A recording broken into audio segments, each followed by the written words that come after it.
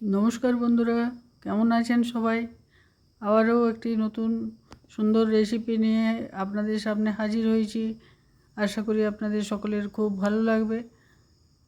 তা শুরুতেই আমি প্যানে 2 কাপ জল দিয়ে আর 2 চামচ চা পাতা দিয়ে চড়িয়ে দিলাম। এটা দিয়েই আমরা ছোলাটা সেদ্ধ করব। এবার কুকার চড়িয়ে দিলাম আর চাটা ছেঁকে নিলাম, লিকারটা ছেঁকে কুকারে দিয়ে দিলাম। এবার এর মধ্যে ছোলাটা দিয়ে দিচ্ছি। ছোলাটা এইভাবে সেদ্ধ করে নেব।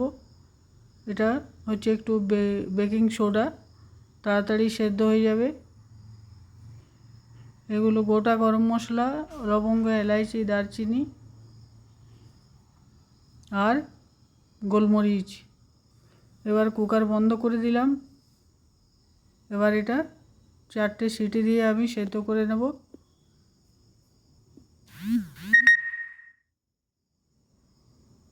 মশলাটা বানিয়ে নিচ্ছি। একটা বড় টমেটো পিউরি বানিয়ে নিলাম, 2টো কাঁচা লঙ্কা, 1 টুকরো আদা, 5-6 কোয়া রসুন আর বড় একটা পেঁয়াজ দিয়ে এটা পেস্ট বানিয়ে নিচ্ছি।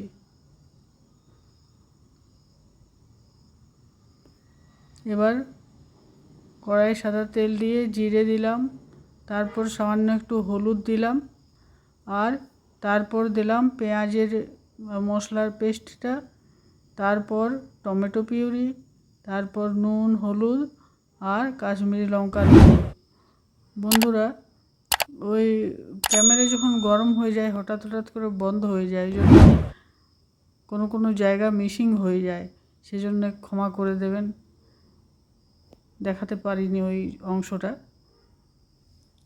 এবার এটা জল দিয়ে দিয়ে একটু ভালো করে কষিয়ে নেব। দেখে আপনারা বুঝতে পারছেন যে কত সুন্দর হয়েছে। এবার একটু কসুরি মেথি দিয়ে দেবো, এর সাথে সুন্দর গন্ধটা আসবে। তাতে একটু হাতে ডলে দিলে ওর সুগন্ধটা বেশি তাড়াতাড়ি বেরোয়। এবার এটা আবার কিছুক্ষণ কষাবো। কষিয়ে নিয়ে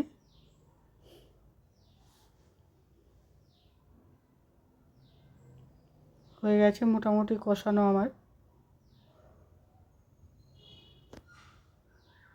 এবার ছোলাটা পুরোই দিয়ে দেবো, জল শুদ্ধই।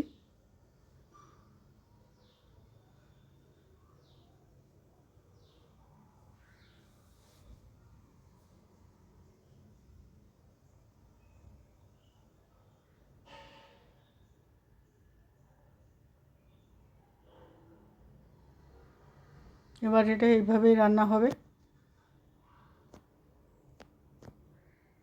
বন্ধুরা, প্লিজ আপনারা যারা নতুন সাবস্ক্রাইব করবেন, কমেন্ট করে আমাকে জানাবেন কেমন হচ্ছে রান্নাগুলো, আপনাদের ভালো লাগছে কি না।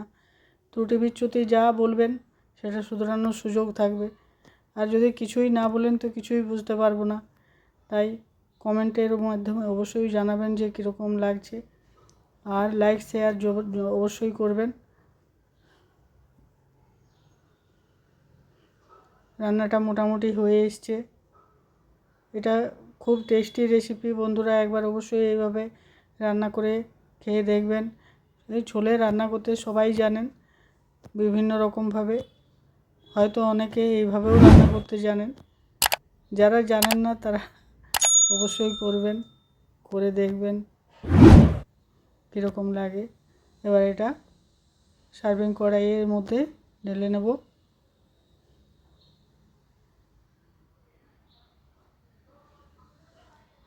ঢালা হয়ে গেছে। এবার একটা তড়কা বানাবো আমি। হাতায় একটু ঘি দিয়ে তার মধ্যে একটু হিং দেব ফোড়নে, আর একটুখানি কাশ্মীরি মির্চ পাউডার আর কয়েকটা কাঁচা লঙ্কার টুকরো,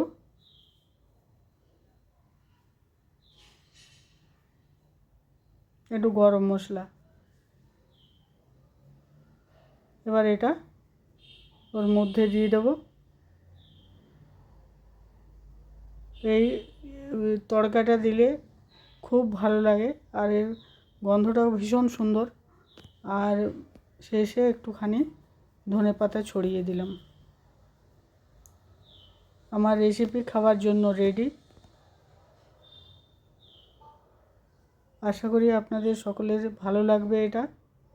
আর ছোলে বানিয়েছি, পুরি না বানালে জমবে না, তাই পুরিও বানিয়েছিলাম, কিন্তু আপনাদের সেটা দেখানো হয়নি। ছোলে পুরি আর সঙ্গে নিজের বানানো মিষ্টি। বন্ধুরা, আবার একটা সুন্দর ভিডিও নিয়ে আপনাদের সামনে আসবো। সকলে ভালো থাকবেন, সুস্থ থাকবেন, আমার ভিডিও দেখতে থাকবেন। বাই।